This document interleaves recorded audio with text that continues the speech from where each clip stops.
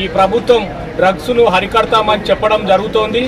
కానీ డ్రగ్స్నే పెంచుతుందని చెప్పి ఈ నియోజకవర్గ ప్రజలను చూస్తే కనబడతా ఉంది. ఖచ్చితంగా ఇది ఎవరైతే ఈ డ్రగ్స్ను పోషిస్తారో, ఎవరైతే దుకాణదారులు ఉన్నారో వాళ్ళందరినీ వెంటనే చట్టపరమైన చర్యలు వారిపై తీసుకోవాలి.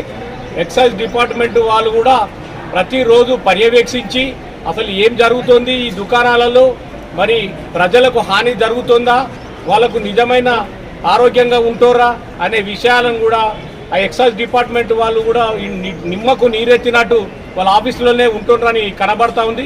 ఈరోజు వాళ్ళందరూ దాదాపు ఈ బాన్స్వాడ నియోజకవర్గంలోని గవర్నమెంట్ హాస్పిటల్లో 89 మంది ఈ మత్తు పానీకి గురై వీరు ఈరోజు అనారోగ్యం పాలై ఇక్కడ ఉన్నారు. ఇంకా మిగతా వారిని కూడా సీరియస్ ఉన్న వారిని నిజామాబాద్, కామారెడ్డి మిగతా హాస్పిటల్లో కూడా తీసుకోపోయింది. ఒక బాలుడు కూడా ఇప్పుడు ఆల్రెడీ ఐసీలో ఉండడాన్ని ఇప్పుడే తెలియజేస్తూ ఉన్నారు.